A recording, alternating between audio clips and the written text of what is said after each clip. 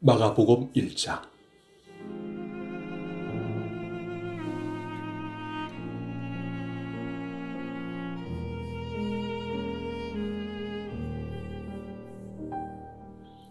하나님의 아들이신 예수 그리스도의 복음은 이렇게 시작되었습니다. 이사야 예언자의 글에 이렇게 쓰여 있습니다. 보아라, 내가 네 앞에 사자를 보낸다. 그가 네 길을 준비할 것이다. 광야에서 외치는 자의 목소리가 들린다. 주님의 길을 준비하여라. 그분의 길을 곧게 펴라. 세례자 요한이 광야에 나타나서 죄 용서를 위한 회개의 세례를 선포하였습니다. 그래서 온 유대 지방 사람들과 예루살렘 사람들이 요한에게 나아갔습니다.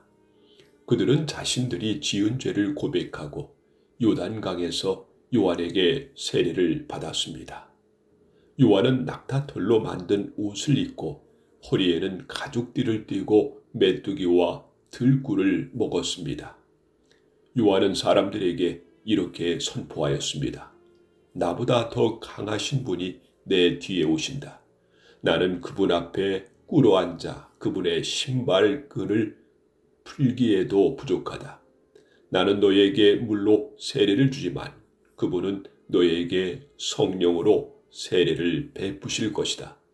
그때 예수님께서 갈릴리에 있는 나사렛 마을에서 요단강으로 오셔서 요한에게 세례를 받으셨습니다.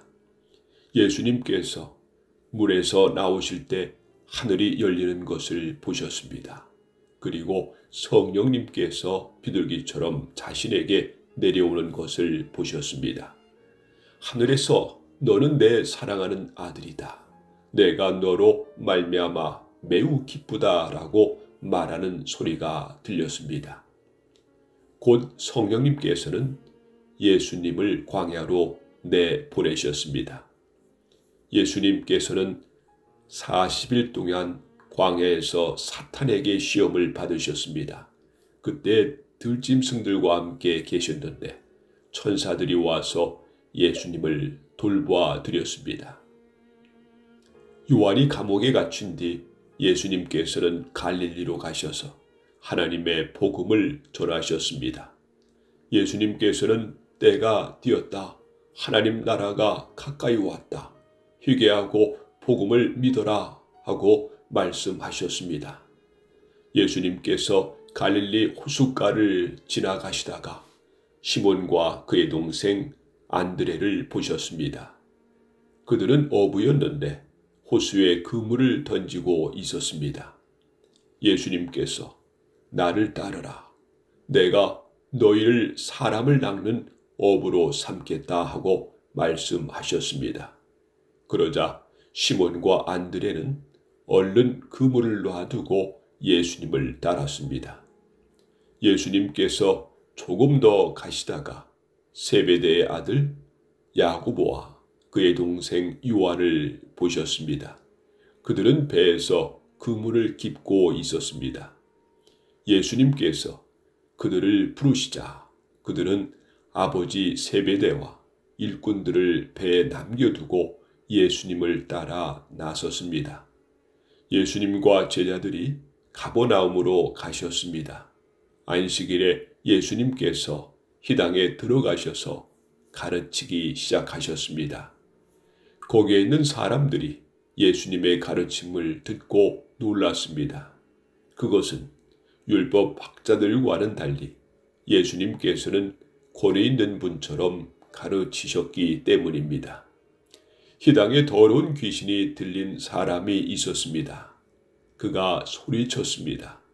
나사렛 예수여, 당신과 우리들이 무슨 상관이 있습니까? 우리를 없애려고 오셨습니까? 나는 당신이 누군지 압니다. 바로 하나님께서 보내신 거룩한 분입니다. 예수님께서 조용히 하고 그 사람에게서 나가거라 하시며 그를 꾸짖었습니다. 그 더러운 귀신이 그 사람에게 발작을 일으켰습니다. 그리고 큰 소리를 지르면서 그 사람에게서 나왔습니다. 사람들은 모두 놀라서 이게 어찌 된 일이냐? 이것은 권위가 있는 새로운 교훈이다. 저 사람이 더러운 귀신에게 명령을 하니 그것들이 복종하는구나 라고 하며 자기들끼리 서로 물었습니다. 그래서 예수님에 대한 소문이 갈릴리 모든 곳으로 빠르게 퍼져 나갔습니다. 예수님과 제자들이 희당에서 나온 뒤에 곧바로 야고보 요한과 함께 시몬과 안드레의 집으로 갔습니다. 시몬의 장모가 열이 나서 누워 있었습니다. 사람들이 바로 이 사실을 예수님께 말씀드렸습니다. 예수님께서 시몬의 장모에게로 가서 손을 잡고 일으켜 세우셨습니다. 그러자 바로 열이 내렸습니다. 시몬의 장모는 예수님을 섬겼습니다. 그날 저녁 해가 지자 사람들이 모든 병든 사람과 귀신 들린 사람들을 예수님께 데리고 왔습니다. 온 마을 사람들이 문 앞에 모여들었습니다. 예수님께서는 온갖 환자들을 다 고쳐주셨습니다. 그리고 많은 귀신들을 내쫓으셨습니다. 예수님께서는 귀신들에게 아무런 말도 하지 못하도록 하셨습니다. 그것은 그들이 예수님이 누구신지 알고 있었기 때문이었습니다.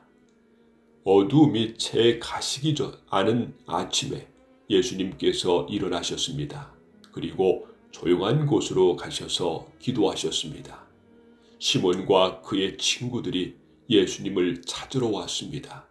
그들은 예수님을 찾자 모든 사람들이 선생님을 찾고 있습니다 라고 말했습니다. 예수님께서 대답하셨습니다. 근처에 있는 다른 마을로 가자.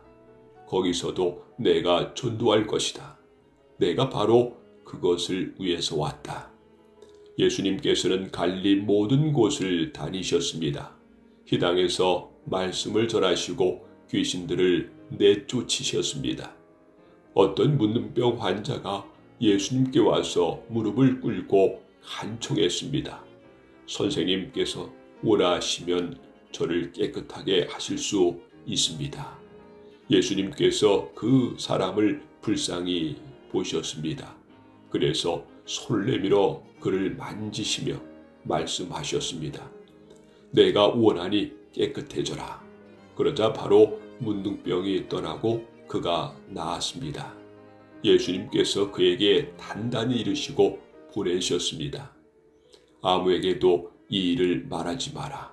다만 가서 제사장에게 네 몸을 보여주어라. 그리고 네가 깨끗해진 것에 대하여 모세가 명령한 예물을 드려서 사람들에게 증거로 삼아라.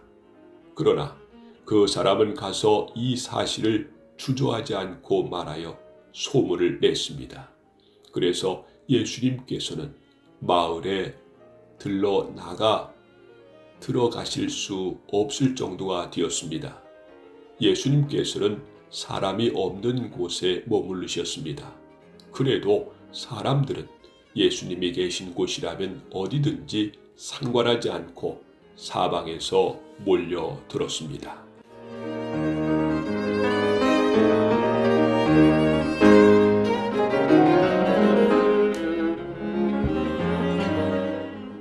마가복음 2장.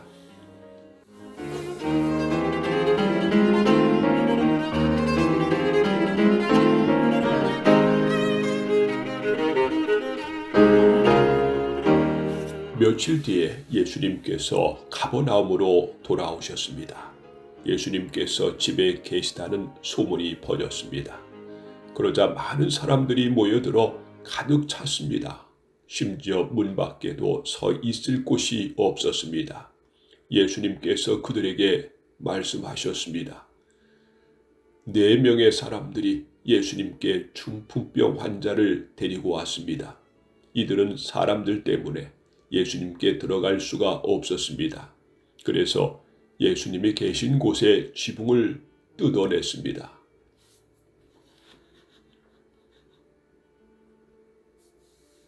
이들은 뜯어낸 구멍으로 중풍병 환자가 누워있는 침상을 아래로 내렸습니다. 예수님께서 이 사람들의 믿음을 보시고 중풍병 환자에게 말씀하셨습니다. 아들아, 네 죄가 용서되었다. 마침 거기에 율법학자 몇 명이 앉아 있었는데 마음속으로 생각했습니다. 어떻게 이 사람이 저런 말을 하는가? 하나님을 모독하고 있구나. 하나님 외에 누가 죄를 용서할 수 있다는 말인가? 예수님께서는 이 율법학자들이 속으로 생각하는 것을 곧 영으로 아셨습니다. 그래서 그들에게 말씀하셨습니다. 어째서 너희가 마음속으로 그러한 생각을 하고 있느냐? 이 중풍병 환자에게 네 죄가 용서되었다라고 말하는 것과 일어나서 침상을 가지고 걸으라 하고 말하는 것 중에 어느 것이 더 쉽겠느냐?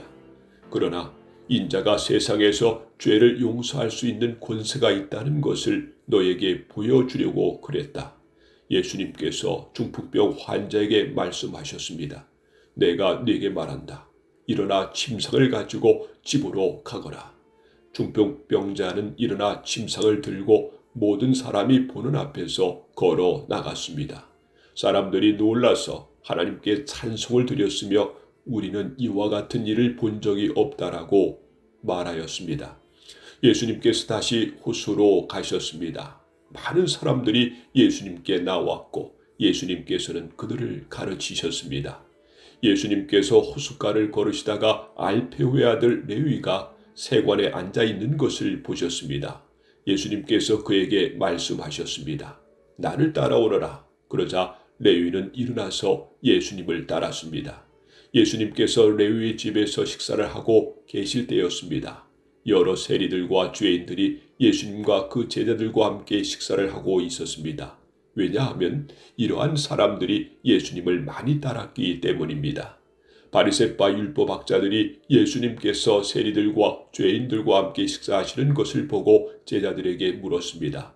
어째서 너희 선생님은 세리와 죄인들과 먹고 마시느냐? 예수님께서 이 말을 들으시고 그들에게 말씀하셨습니다. 건강한 사람에게는 의사가 필요 없고 병든 사람에게 의사가 필요한 것이다. 나는 의로운 사람을 부르러 온 것이 아니고 죄인들을 부르러 왔다. 요한의 제자들과 바리새파 사람들은 금식을 하였습니다. 사람들이 와서 말했습니다. 요한의 제자들과 바리새파 사람의 제자들은 금식을 하는데 어째서 선생님의 제자들은 금식을 하지 않습니까? 예수님께서 대답하셨습니다. 신랑의 친구들이 신랑과 함께 있을 때 금식을 하지 않는다. 그렇지 않느냐? 신랑이 자기들과 함께 있는 한 그들은 금식하지 않는다. 그러나 신랑을 빼앗길 날이 올 것이고 그 날에 금식을 하게 될 것이다. 그 누구도 낡은 옷에 새 천조각을 대고 깁지 않는다. 만일 그렇게 하면 새로 된 조각이 낡은 옷을 당겨 더욱 못쓰게 될 것이다. 또한 그 누구도 낡은 술부대에 새 술을 보관하지 않는다. 만일 그렇게 하면 술이 그 부대를 터뜨려 술과 함께 술부대가 다 못쓰게 될 것이다. 새 술은 새 부대에 넣어야 한다. 안식일에 예수님께서 밀밭 사이를 지나가실 때였습니다. 제자들이 길을 내면서 밀 이삭을 잘랐습니다. 바리새파 사람들이 예수님께 말했습니다. 보십시오.